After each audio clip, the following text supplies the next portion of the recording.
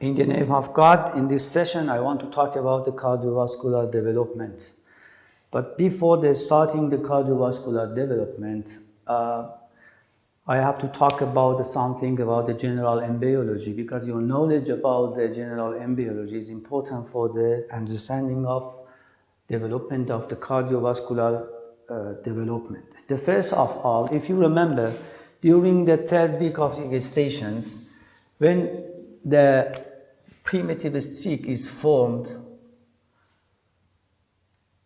as you remember, some epiblast cells migrated through the primitive streaks. These cells making the intraembryonic mesoderm layers and endodermal layers, but in this time, some cells in the apex of the primitive streaks, the upper 1/3 area in here, some cells migrated through the primitive streaks as come to the in front of the embryo, in front of buccopharyngeal membrane, and making a specific area that name is a cardiogenic area.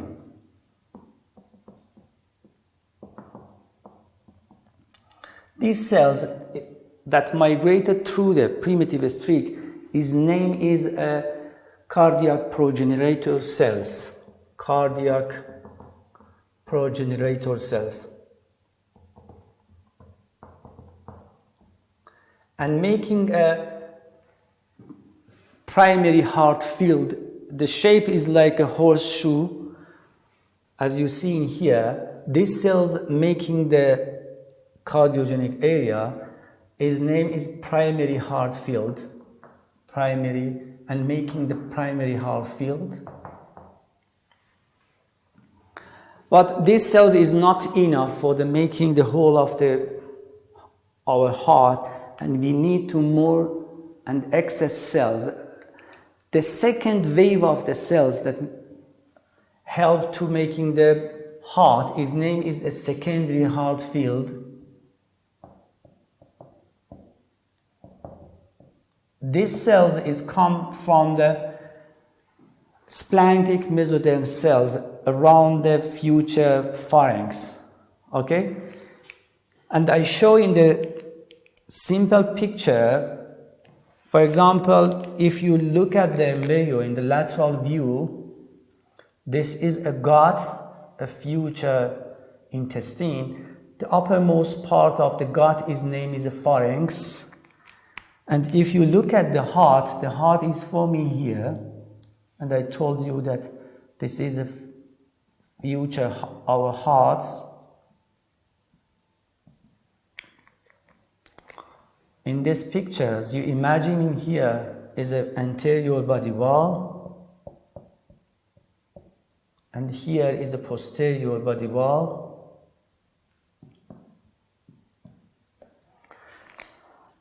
This is a primary heart field making the heart, but is, as I told you, is not enough. The some cells in front of the future pharynx, this is a future pharynx.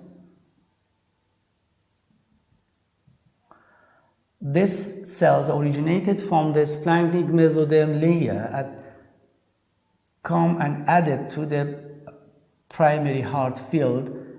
The name of this cells is a secondary heart field. Usually this secondary heart field making the one part of the right ventricles and outflow part of the both ventricle. It means that part is making a pulmonary artery and the ascending aorta. In conclusion, as I told you, we have two population of the cells for the making the heart.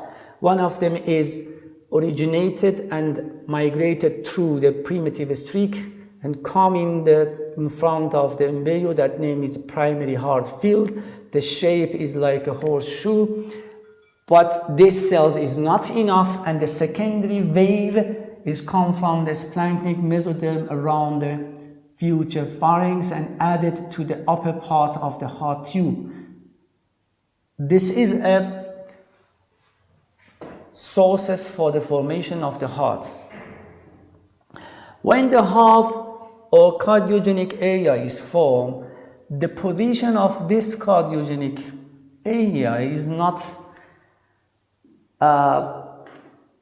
suit, but we need to change the position of the heart. Two mechanisms help to the changing the position of the heart, because as you see here, the heart is situated at the front of the future, the brain.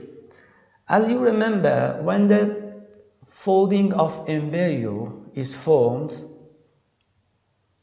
do you remember the folding of the embryo? I told you in the general embryology that the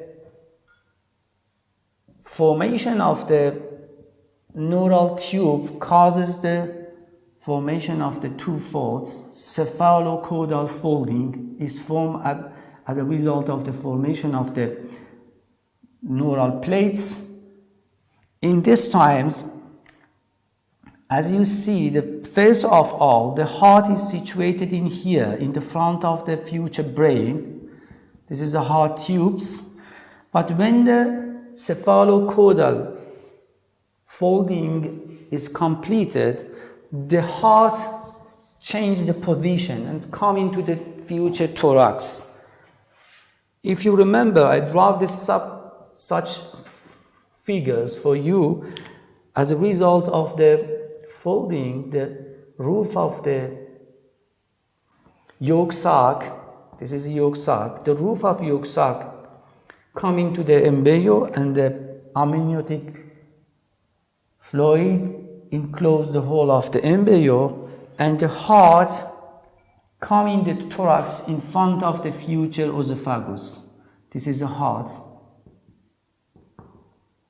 The changing the heart in the thorax as a result of the cephalocaudal folding. The another changing, as you see here, this is like a horseshoe. The horseshoe has two limbs. We have two folds. The name is a lateral folding. As you remember, the lateral folding is formed as a result of the formation of the somite. These foldings cause the two arms of the hearts come close to each other, and they come close to each other in the future thorax. And I show it in the simple pictures. As a result, we have two tubes, two limbs of the horseshoe is come close to each other. As a result of the lateral foldings, the first of all, they are separated from each other. In the next step, they join together with the common septums, and finally this common septum disappears, and we have one tubes. This is a heart tubes. Heart tube. Now we have a heart tube in the thorax, and we have one chambers. In the next step, we have to change the shape because it's not similar to our hearts.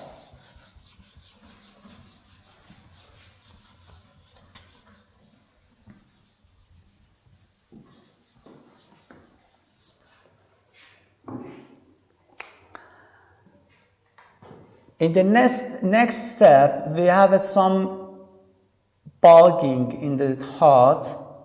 The heart shape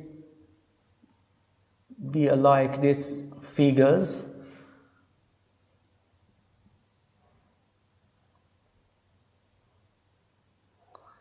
And we give a name to these chambers, the temporary chambers. From the up to down, the first one is named is bulbus cordis. Bulbus cordis.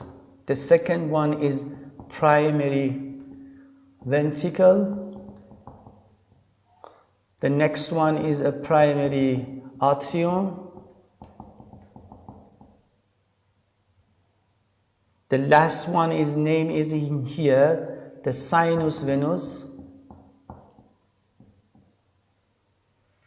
The sinus venous, this is a body of the sinus venous. The sinus venous has two horns. The left horn,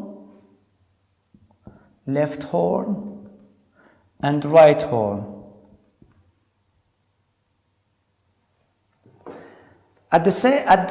That times that the heart tube is formed and up to the heart as a result of the vasculogenesis and angiogenesis, the arterial system is formed. At the same time, in the lower of the heart tubes, the venous system is formed.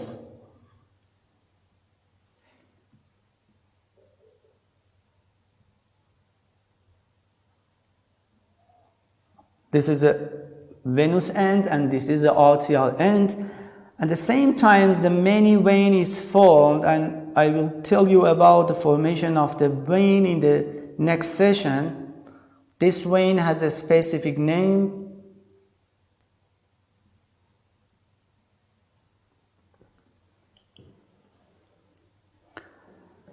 And this is a formation of the heart, okay? The heart is formed around the third week of gestations, and the first organ to start to function is heart. The formation of the primary heart field and the secondary heart field take place around the 16th day of gestation. The primary heart field is formed, and around the 21 days of the gestations, the secondary heart field is formed. And during the formation of the heart, we need some specific genes that is important for the formation of the heart. The most important gene is BMP4 that's secreted by the endodermal layers, because the endodermal layer induce the formation of the cardiac cells. This BMP4 in the cardiogenic area causes the expression of the specific gene NKX 2.5 is an important gene, and specific gene for the differentiation of the cardiomyocyte cells. And as a result of the formation of the gene, the two genes again express as a result of the expression of the NKX 2.5, that's hand 1 and hand 2. And this process is important for formation of the heart tube. At the same time this gene is expressed, the heart started to differentiation, and in the cardiomyocyte cells we see that the expression of specific proteins for the cardiomyocyte cells. Okay, this is a gene expression, and one gene is important for the formation of the heart, and I come back to the heart.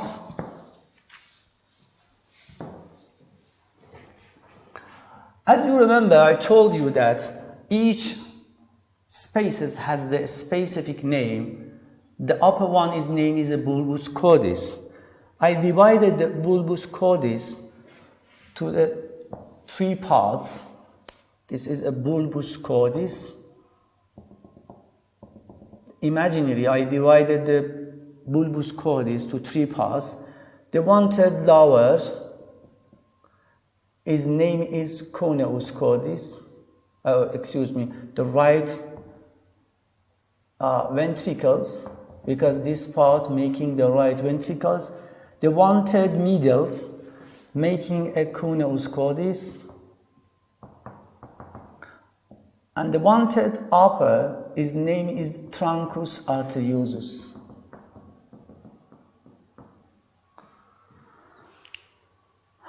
The right ventricles, the one-third lower is clear because this part making the right ventricles. The wanted middle, the conus cauda, in the gross anatomy, this part making the outflow part of the both ventricles. As you know, and you read in the gross anatomy, the outflow part of the right ventricle, its name is infundibulum. And the outflow part of the right ventricle, its name is a vestibular area or vestibule of the aorta.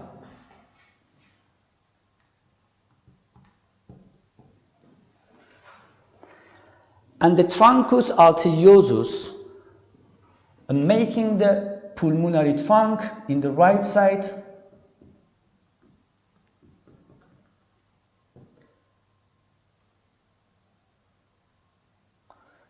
and the left side making the ascending aorta.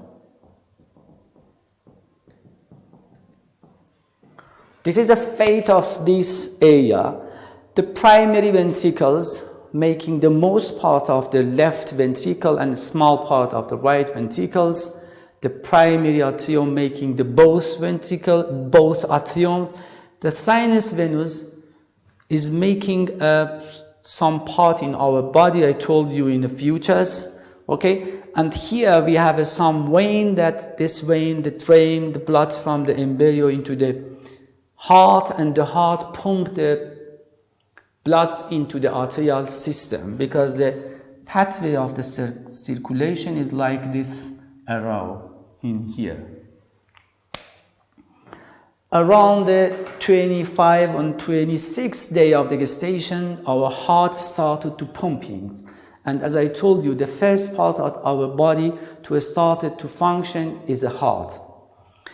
Okay, here I want to start it to development of heart from here, but before describe the formation of the atrium, we need to know some detail about the heart, because this is not as a shape as like our hearts. Before the formation of the heart chamber, something is happening here. The first of all, the cardiogenic cells making the endocardiums, the inner layer in our hearts. After the short time, the splanchnic mesoderms around the heart making another layers, that name is myocardiums. The second layer of our hearts. This, the green color, is a myocardium that is formed by a splanchnic mesoderm. The myocardial layers start to secrete a specific extracellular matrix. The dot point in here I show, that name is a cardiac jelly.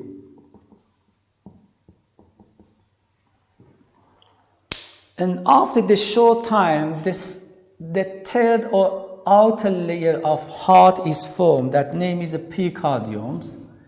Again, the most part of the epicardium is formed by the splanchnic mesoderms, but a little cells that originated from the neural crest help to formation of the outer layer. It means to formation of the epicardium.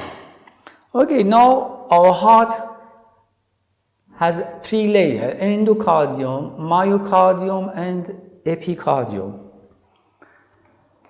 In the time of the formation of the heart tubes, the heart started to invaginate to one cavity. That name is a precardial cavity. Precardial cavity.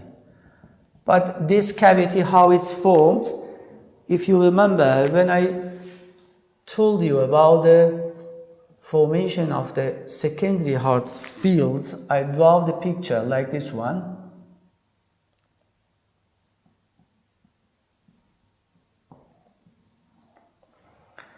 In front of our heart, we have one cavity. This is a precardial cavity.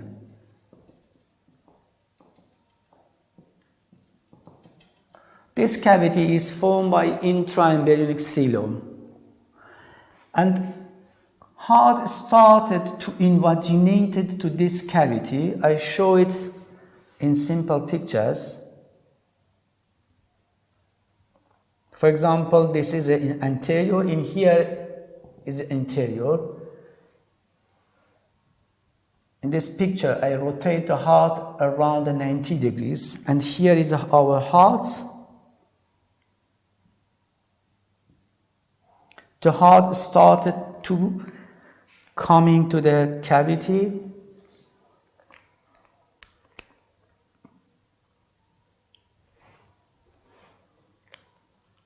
For example, in the cross sections, it's come to this is a transverse section, is better for understandings. This coming to the cavity. The first of all, we have a one mesentery. We say that dorsal mesentery. Mesentery.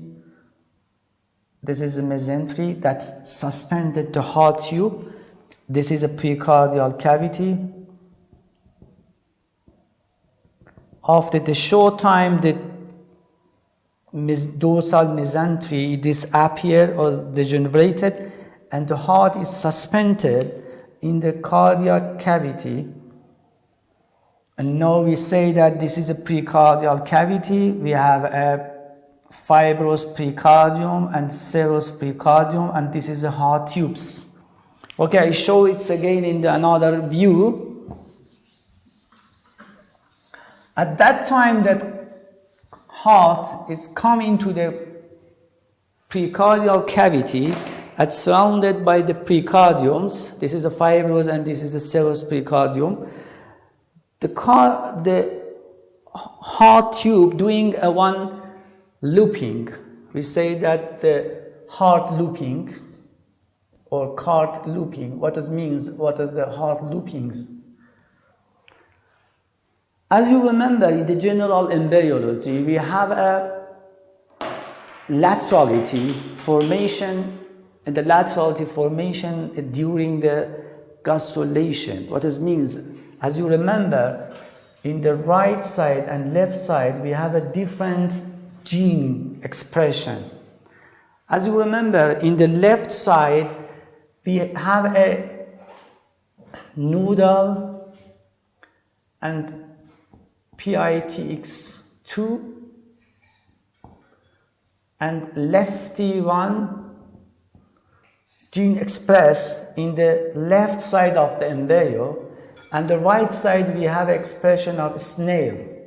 Okay, in the time of the formation of the heart tubes, like another part of our body, this gene expressed in the left wall of the heart and the right wall of the heart. As a result of the different gene expression in the right and left side of the heart, we have a one looping in the heart. As a result, the position of this chamber are changed. Look at my hands, please. If you imagine my left hand, for example, here is a sinus venosus and right atriums, primary atriums, and my right hand is a primary ventricles and bulbus cordis. Okay, as a result of the different expression of the gene in the right and left sides, the two upper chambers, it means that the primary ventricle and bulbus cordis is come into the lower left and anteriors. Look at my hands, please. And the primary atriums and sinus venosus come into the upper, posterior, and rights. Okay, it means that first of all, the chamber situated like my hands, but after the loopings, we have a change in the position of the heart tubes. And I draw by simple picture. And finally, we have this picture like this one.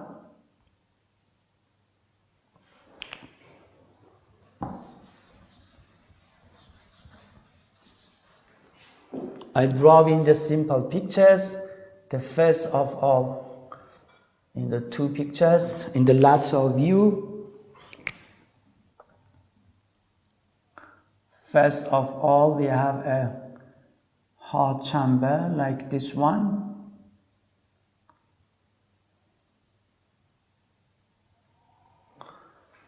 And when it's looping is happen,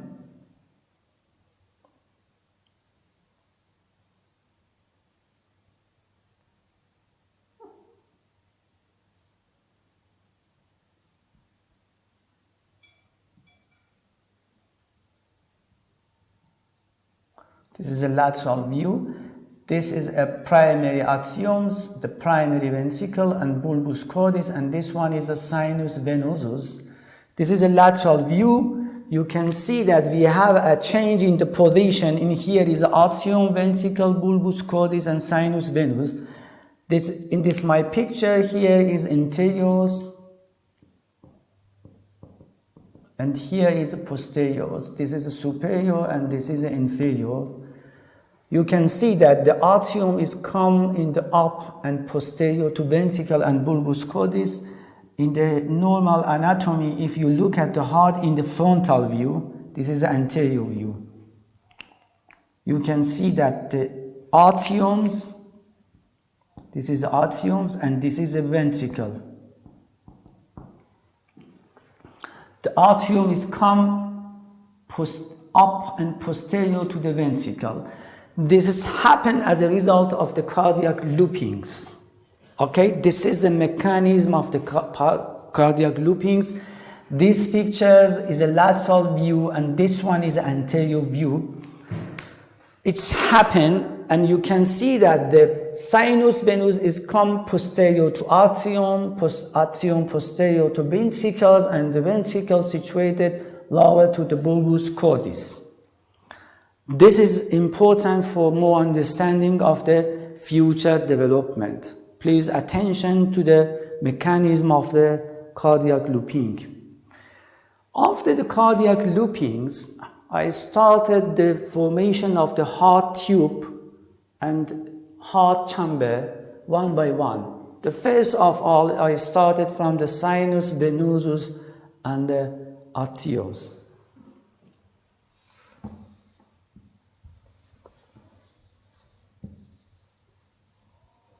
I come back these simple pictures. As I told you, in the lower part of our heart,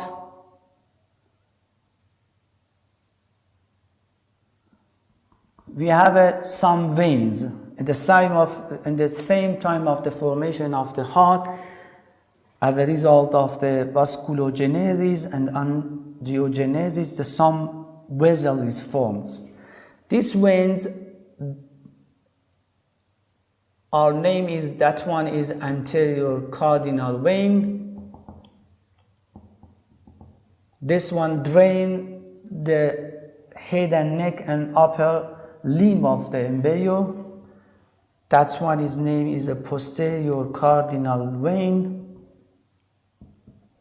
And this one drain the body and lower limb of the embryo. This one, his name is a left, because this is a left side. All of them has a left anterior cardinal, left posterior cardinal, and this one is a left umbilical vein. As you know, the umbilical vein bring the bloods from the mother, from the placenta toward the embryo, and this one is left vitelline vein. This one draining the yolk sac vein, yolk sac bloods, left vitelline vein, and in the another side, this is a right side. This is a repeated these names: right anterior cardinal, left posterior cardinal, and the right umbilical vein and right vitelline vein. Okay, in here, in the joining, this joining area is name is a common cardinal. This is a left common cardinal. And again, this part we have a right common cardinal. From these sources, the bloods come into the hearts. But in this time, we have a right to left shunts. What this means? Here, between the sinus venous and the primary atrium, we have one orifice in here. That name is sinoarterial orifice. Sinoarterial orifice. This area. This is the body of the sinus venous, left horn and right horn. Okay? Now, what's happened in the left side, the most of the vein is degenerated. For example, the lower part of the anterior cardinal is obliterated. The terminal part of the posterior cardinal, left posterior, is obliterated. The terminal part of the left umbilical vein is obliterated, and the terminal part of the left vitelline vein is obliterated. Okay? As a result, you can see that we don't have any drainage by the left horn of the sinus venosus.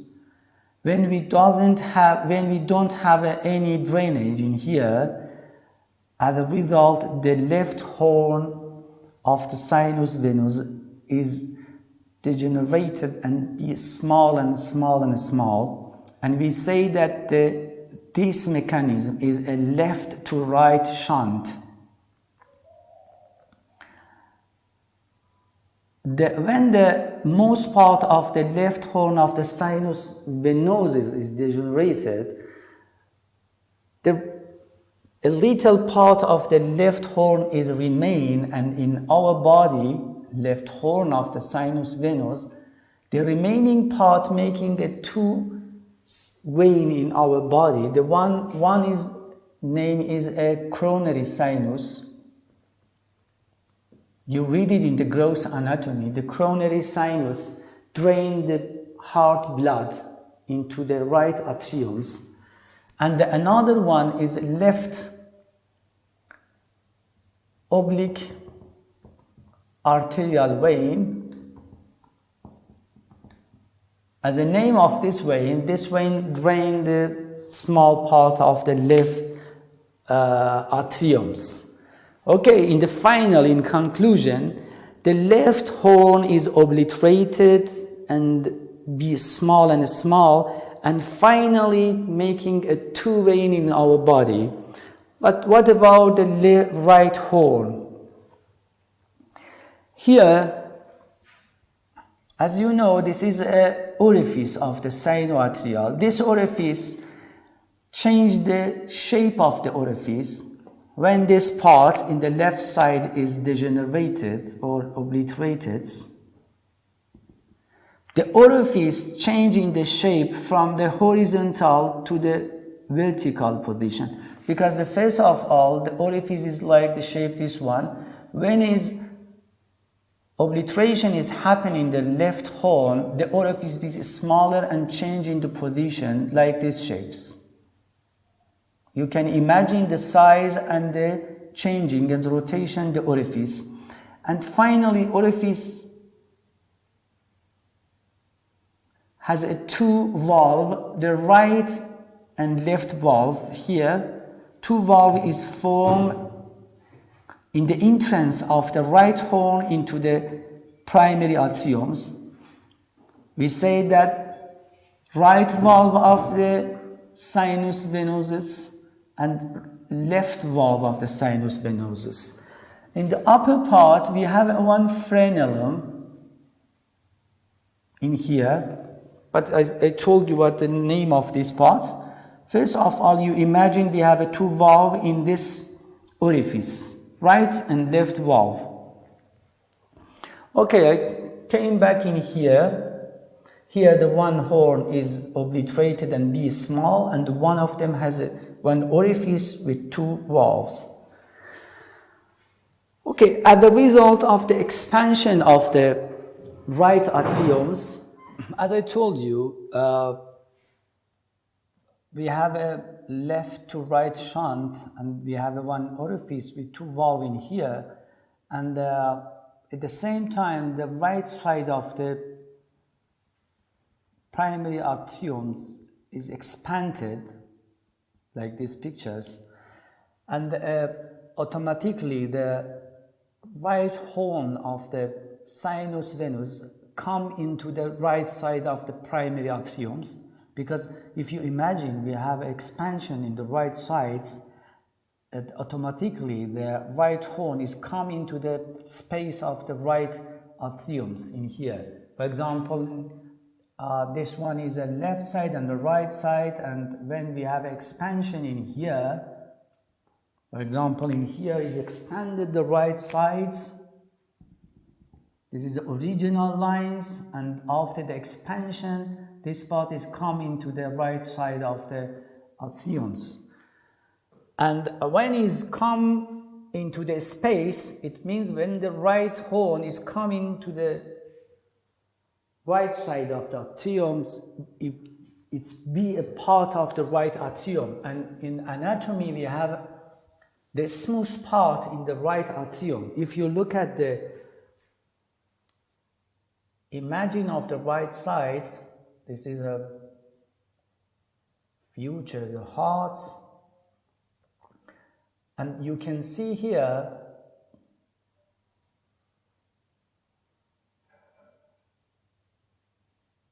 this is a orifice with two valves,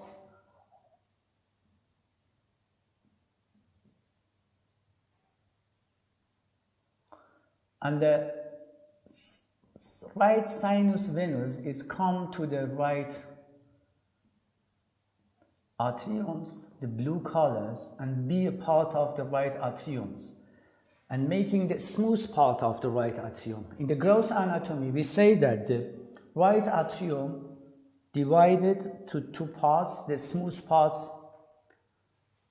that originated from the right horn of the sinus venous, and the one muscular part originated from the primary atriums. At the border of the smooth and the muscular part in the gross anatomy, his name is a crista terminalis, as you know. And now I want to tell you how the crista terminalis is formed. Do you remember here we have a one valve, right valve, left valve, and this upper part is one frenulum that suspended the valves from the roof of the atriums.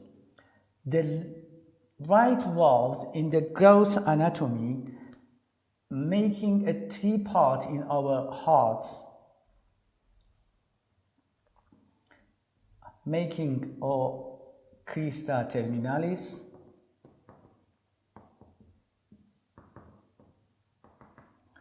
the valve of the IVC, that name is Eustachian valve. This is a valve of IVC, and the valve of coronary sinus.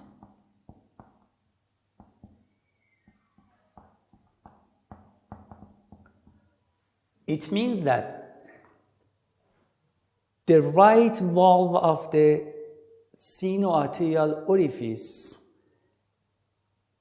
in the final development in our heart, making a crista terminalis, Eustachian valve, and coronary, the valve of coronary sinus, and the left valve, and this frenulum is name is septum sporium. We give a specific name, septum sporium, this valve, this frenulum. This septum sporium and the left valve take part in the formation of the interarterial septum, and they cooperate with the formation of the interarterial septums. This is a right atrium. In conclusion, in our body, the right atrium has two origins. The smooth part originated from the right horn of the sinus venosus, and the muscular part that contain the pectinate muscles that making the auricle in the gross anatomy, that originated this part. It means that auricle originated from the primary atriums. And what about the left side and left atriums? Again here, if you look at these pictures, in the left side of the atrium, again here we have a one part and originated from the primary atrium. This part that originated from the primary atrium making the auricle. As you know, the auricle contains the pectinate muscle like an auricle in the right sides. But in the left side, again, we have a smooth parts. What the origin of the smooth parts?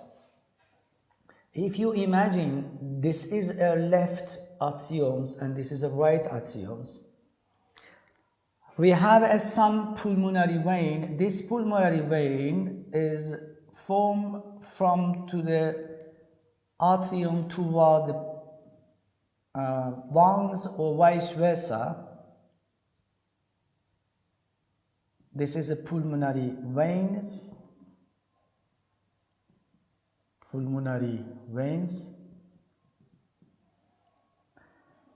And in this time we have expansion again like a right side in the left atriums, and finally the pulmonary vein, the part of the pulmonary is coming to the space of the left atriums as a result of the expansion like right side. In the right side, the left right horn of the sinus venous coming to the space of the right atriums. In the left side, another veins, it means that pulmonary veins is coming to the space of the left atriums. And in anatomy, we say that the left atrium, we have entrance of the 4 pulmonary veins, 2 of them from the each lungs, and we divided the left atrium like a right atrium into the smooth parts and the muscular parts. The smooth part originated from the pulmonary veins, and the pectinate or muscular part or auricular left atrium is originated from the primary atrium. Okay, that's all. This is a formation of the left atriums. Now we have a common atriums. We need to make one septum in here. That name is interarterial septum. But the septation of the heart is complicated process. At the same time, we have a septation in the arterial area, we have a formation of the septum in the ventricles, we have a formation on one specific septum in here because we have to divide this part, left and right side, and we have to make a 2 atrioventricular canals in here. Okay, that the time of the formation of the interarterial septum in here, it means that between the right and left atrium and ventricle in this area, the one specific structure is formed. That name is the cardiac cushions.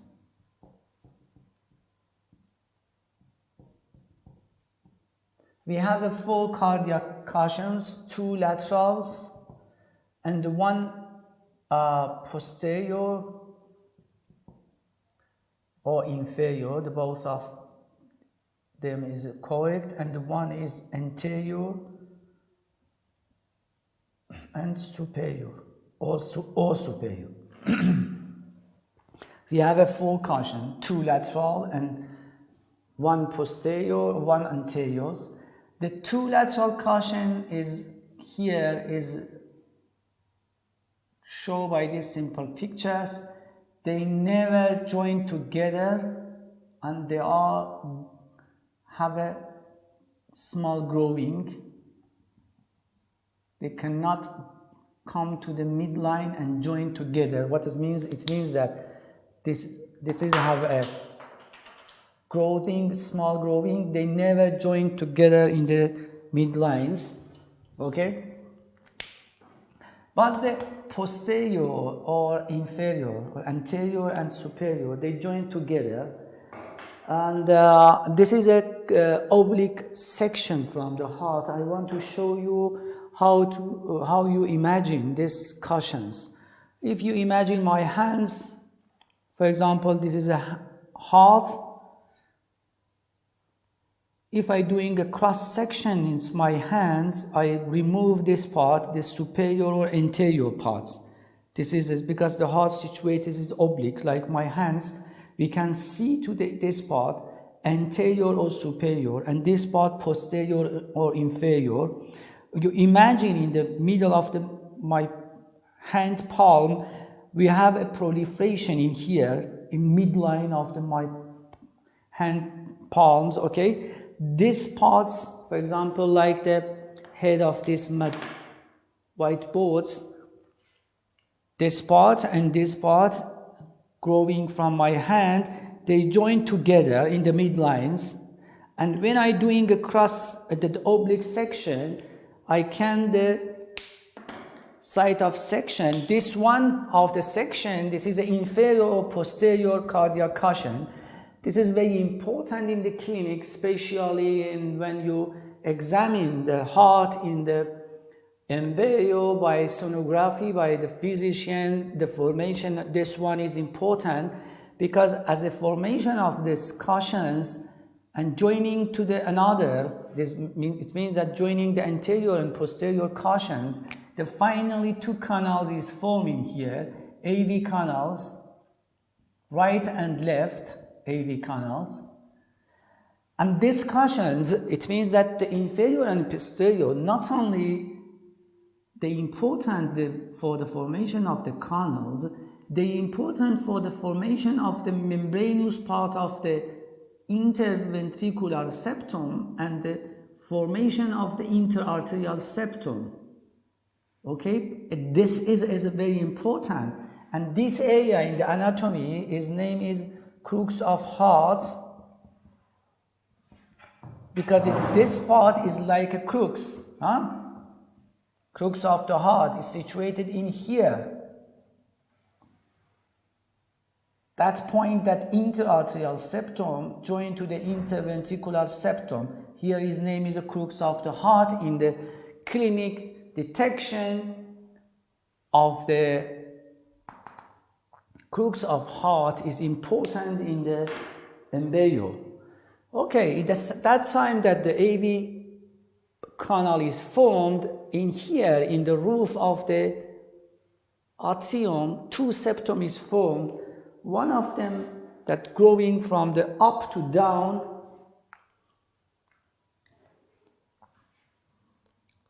The first one, they start to growing from the up to down. The first septum that form here, his name is septum primum. Septum primum. And the first of all, before the joining the cushion, we have a temporary opening in here. That name is osteum primum.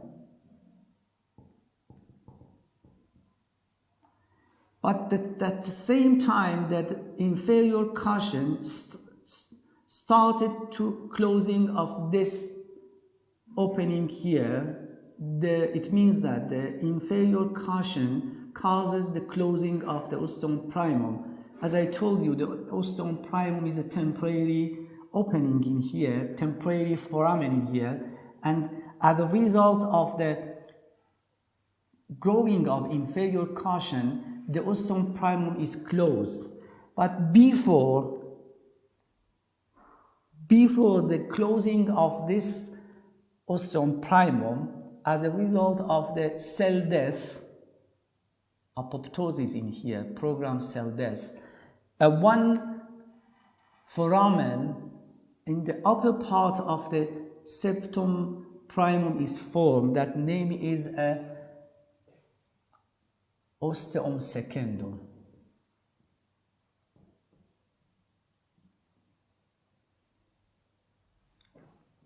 Because in this time we need communication between the right atrium and left atrium, and we have to making a new foramen in here. It means that approximately around the closing of the osteum primum, a new foramen is formed as a result of the apoptosis in the septum primum. That name is osteum secundum. Okay? And the next step, another septum in the right side of the septum primum is formed. That name is, the new septum is septum secundum. Septum secundum. Okay, at that time the interarterial septum is completed, and the left valve of the sinus venous and septum spoium and joining to septum secundum, and in arterial septum is formed. At the time of the gestation, the blood from the mother, the most of the blood go to the right and left side by this foramen. This is a foramen ovalis. A little of the bloods come into the right atriums, but the most of them directly go to the left side. This arrow shows that the foramen ovalis, this foramen is open till to the delivery.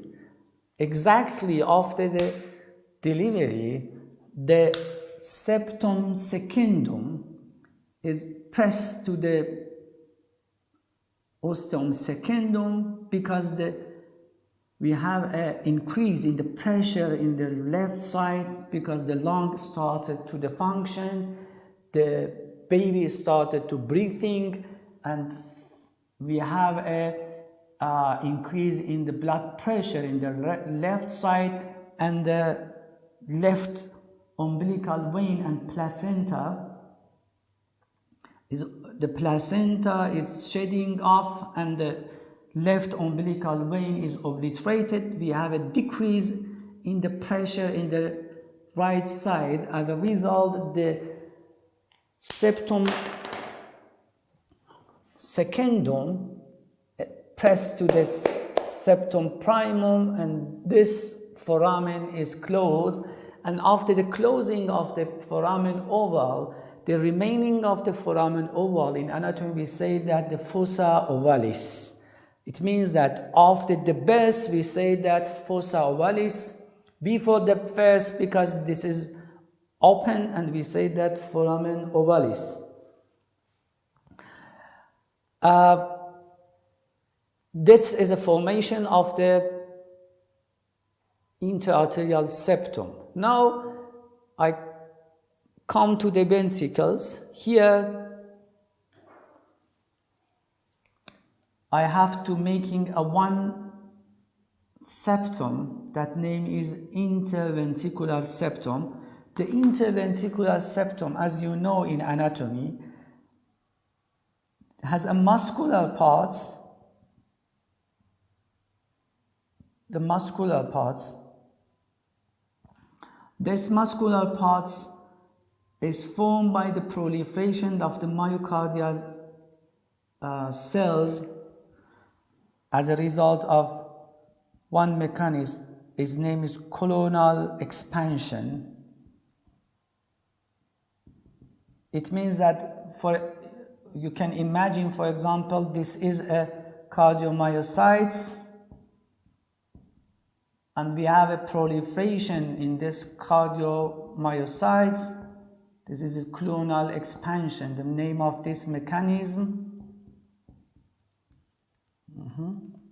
This is a growing of this cardiomyocytes. And the upper part of the septum is a membranous part. The membranous part has a complex process for the formation of the membranous part.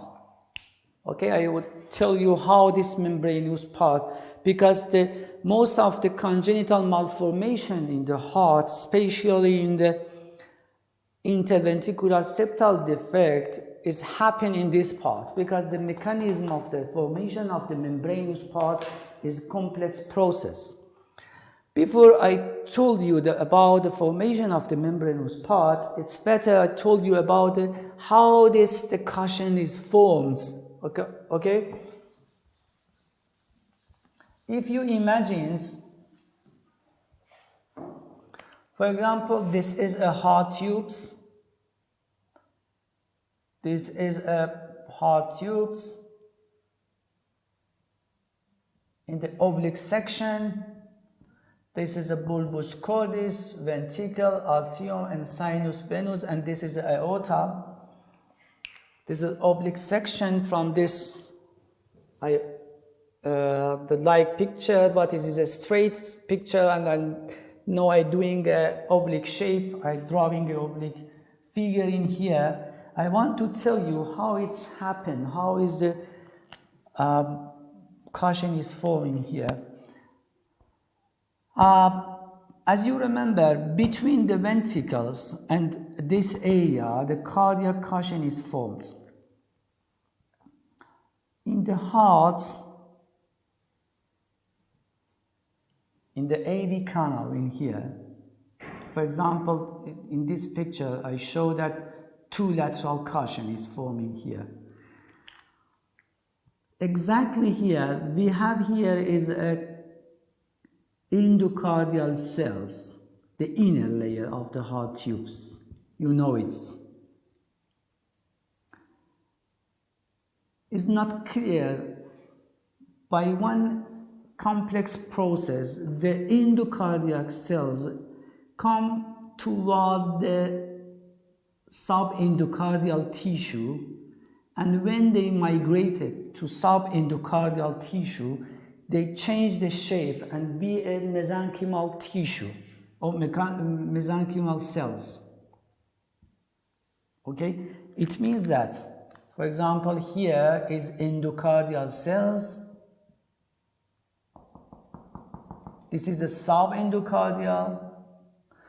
It means that these cells separated from the another and neighborhood cells and come into the subendocardial, and the shape of them is changed and be a mesenchymal shape and mesenchymal tissue.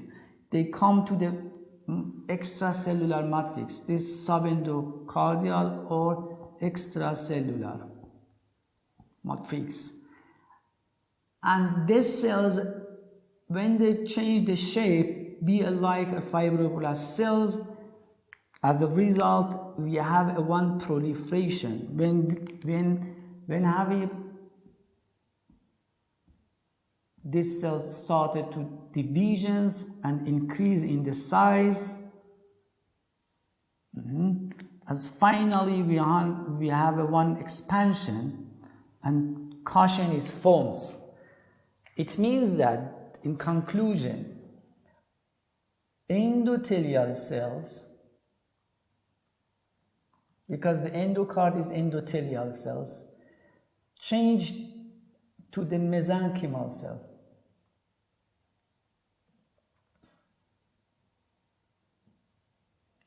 When the change started to proliferation and finally making some cushions.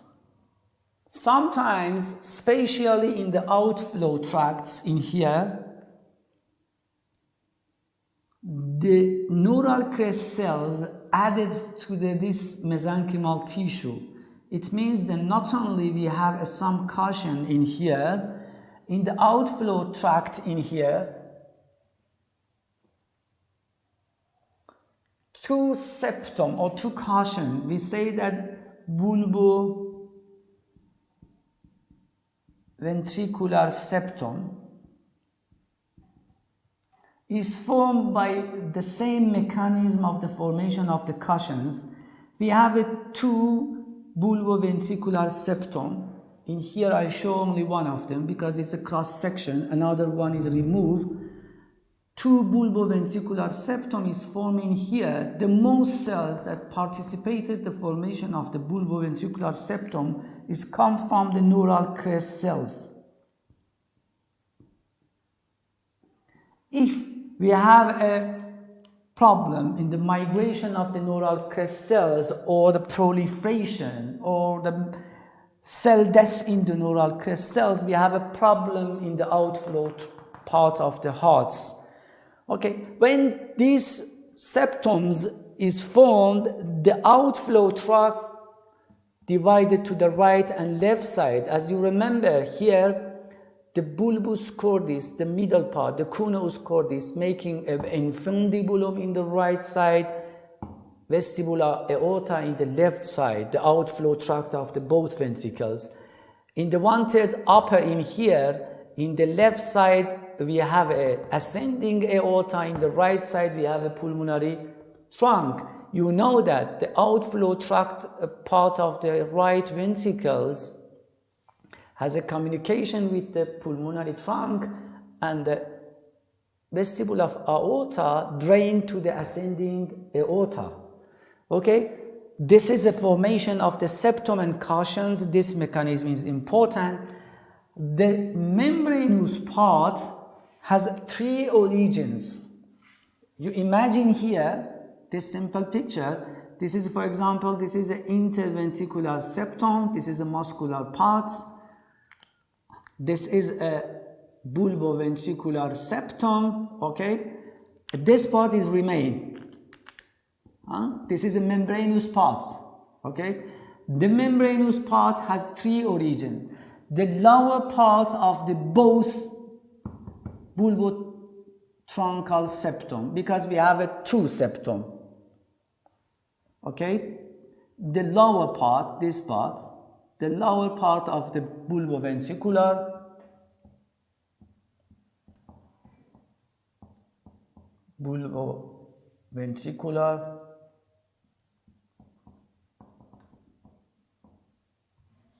ventricular septum. These are two septum plus inferior cushions. Only inferior. Attention, please. We have a two bulboventricular and one cushion in here. Finally, this part is formed. In conclusion, you can see that the inferior cushion not only participates in the formation of the AV canals, is important for, but also is important in the formation of the interarterial septum, because this cushion causes the closing of the osteum primum. And now I told you in the same time has a main role in the formation of the membranous part of interventricular septum. In conclusion, in the clinic, if we have a problem in the formation of this cushion, not only we have a problem in the AV canals, but also we have a problem in interarterial septum and interventricular septum. We have another point during the formation of the bulboventricular septum. We have one torsion in here. I show by some picture. Now, I want to review this part of the formation of the heart by some slides, and you can look at the Longman Medical Embryology for more details in this part, and we check some abnormality during the formation of this part of the heart. We review together some details about the heart formation. As you see in pictures, this is a dorsal view of the embryo around the 18 days, you can see that we have a one horseshoe area that is a cardiogenic area.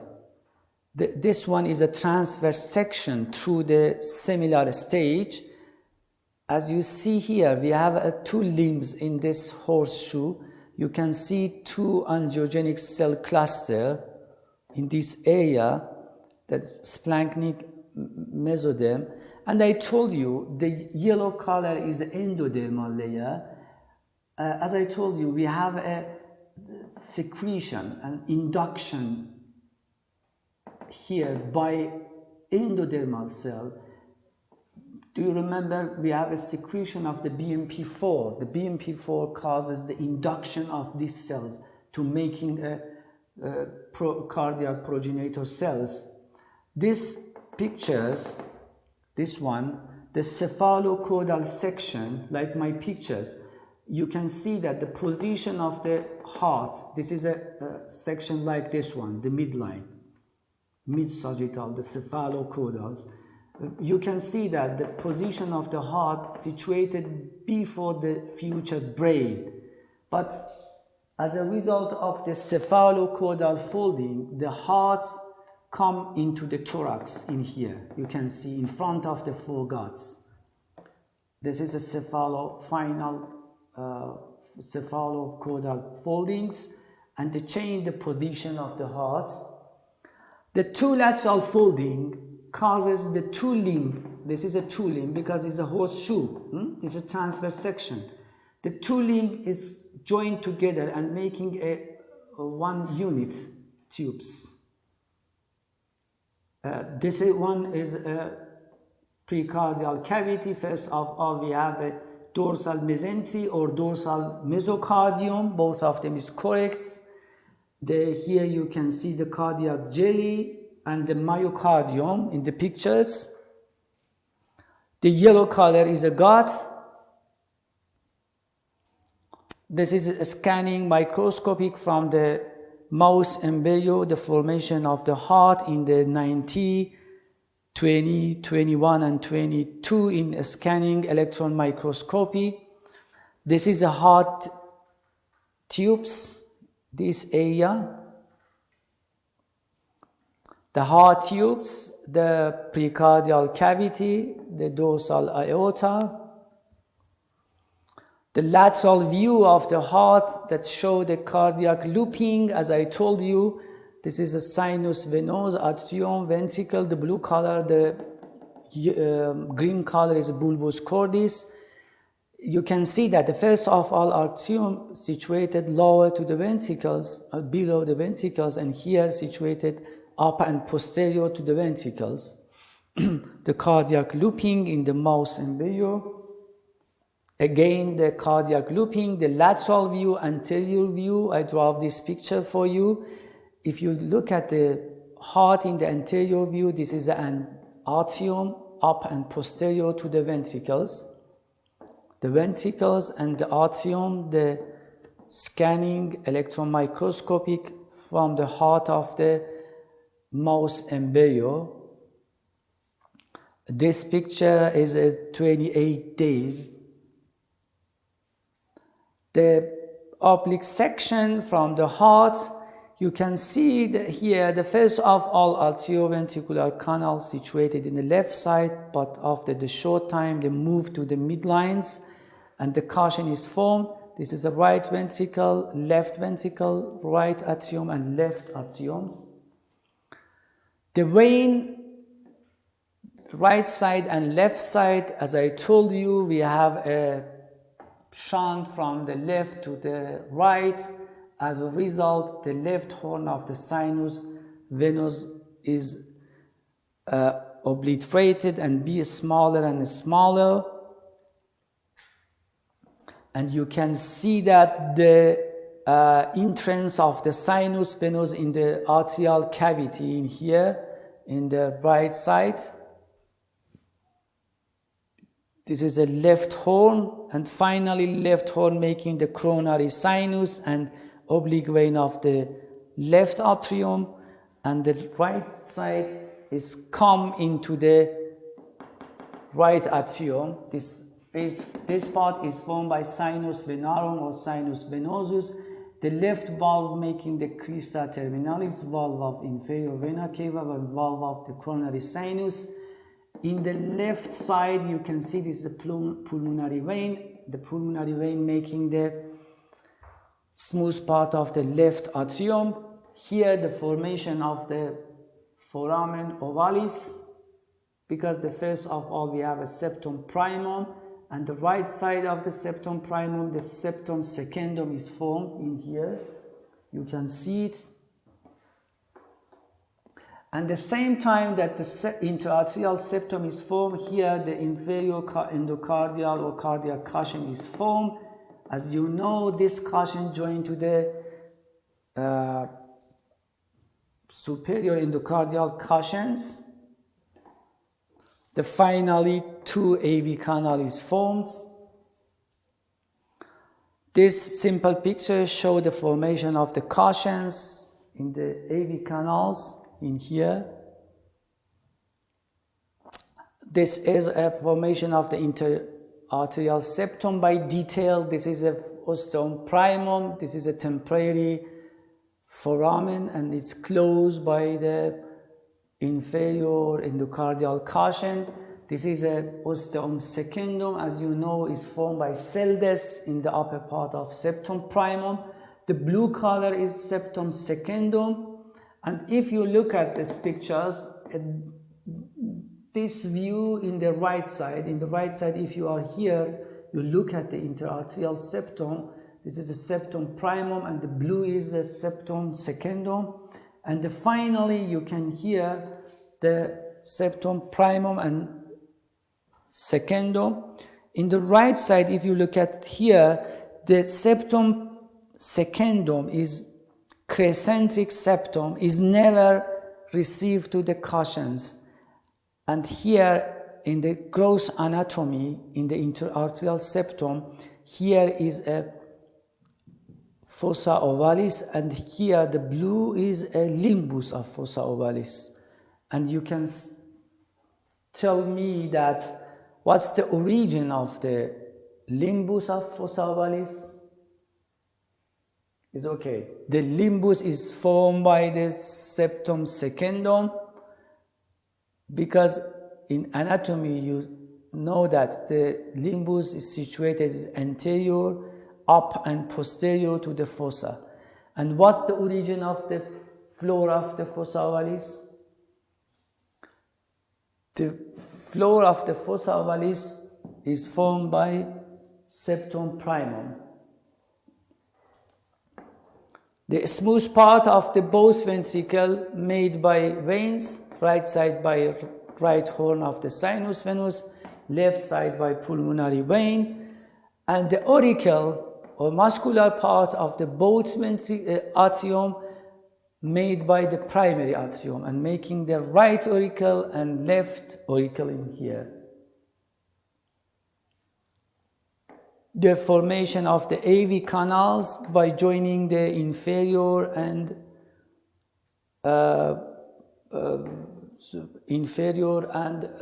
superior endocardial cushions. You can see here.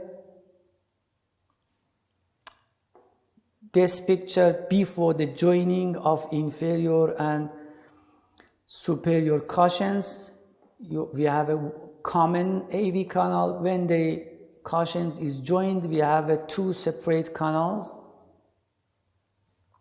At the same time that the AV canal is formed as a result of the blood flow and the cell death, some muscles in the ventricle is degenerated, and we have a specific shape. The papillary muscles, chorda tendina, and AV valve is formed as a result of the blood flow and the cell death. You can compare this picture with this one.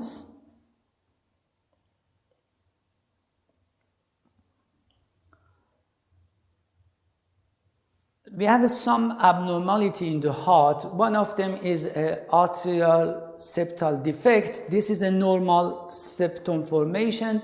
This one is excessive resorption of the septum primum.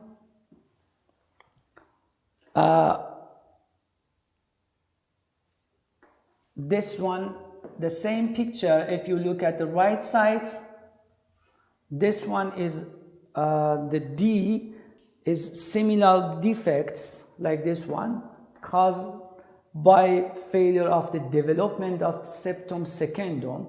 Here the septum secundum, the blue color is not formed. This one is a common atriums or core tricular, because we have a one atrium and two ventricles.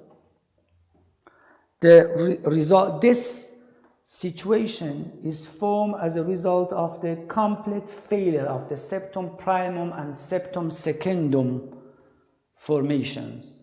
It means that both septum is not forming here.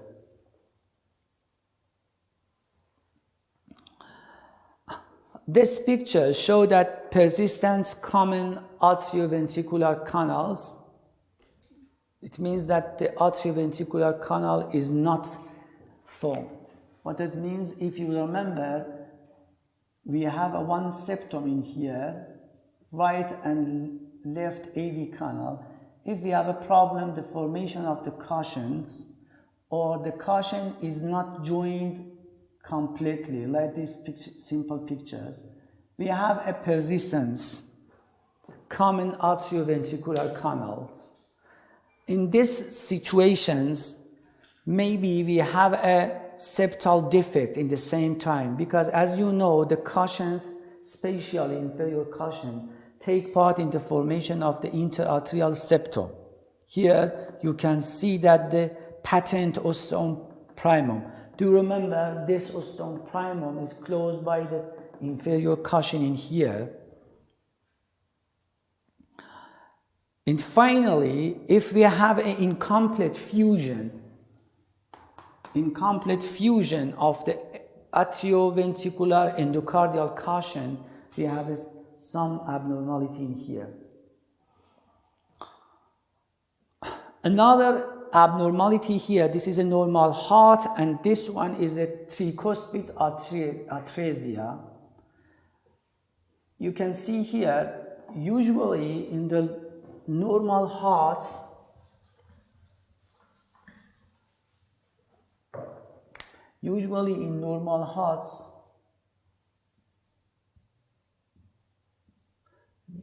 here we have a tricuspid valves.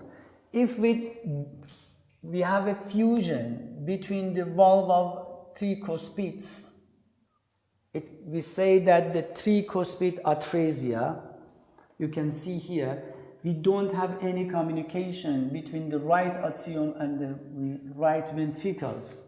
Here is closed.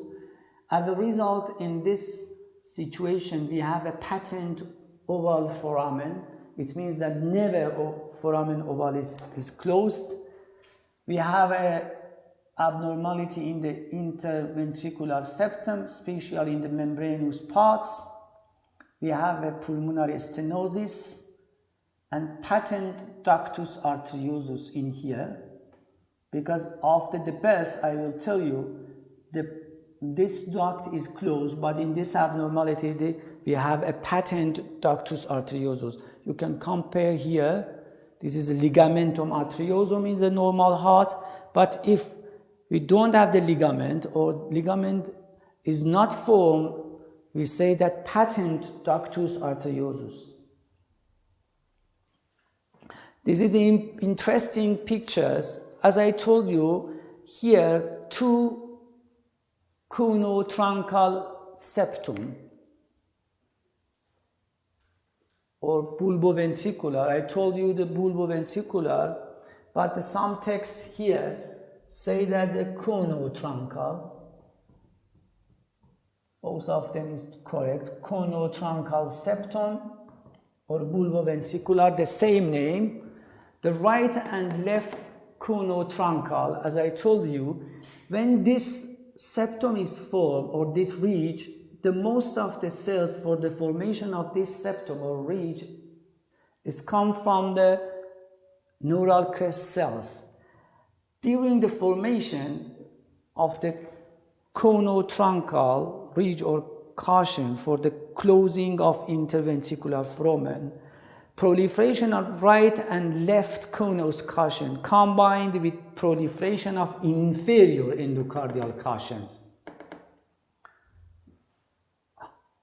causes the formation of the membranous part of the embryo, membranous part of the ventricles. And during the formation of this cushion, we have a rotation in this septum. As a result, you can see that the spiral pathway of the arrow.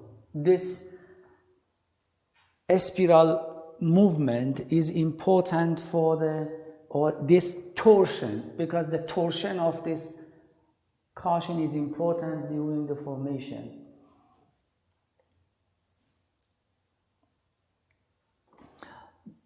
The longitudinal section through the semilunar valve. In this longitudinal section, this one is in a 6-week, 7 weeks, and 9-week of gestation. You can see that the upper surface is hollow to form a valve. This is a normal heart, and this one, isolated defect in the membranous portion of the interventricular septum. Blood from the left ventricle flow to the right through the interventricular foramen, defect in here.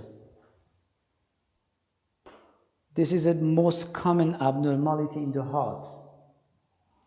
This abnormality again is important. The name of this abnormality is tetralogy of Fallot. Tetralogy of Fallot.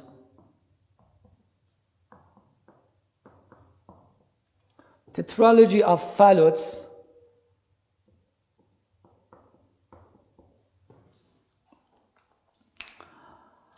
you can see that the heart in the section, we have some abnormalities important.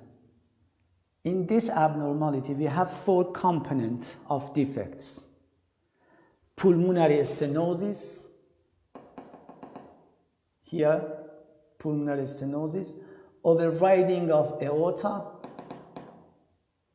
interventricular septal defects, and hypertrophy of the right ventricle. You can see that we have a thickness or hypertrophy of the right ventricles. And this one is persistence truncus arteriosus. Do remember here we have a 2 ridge or septum. That name is conotruncal septum or conotruncal septum or conotruncal ridge. This ridge is important not only for the septation of the conus cordis, but also is important for the formation of the membranous part of the interventricular septum.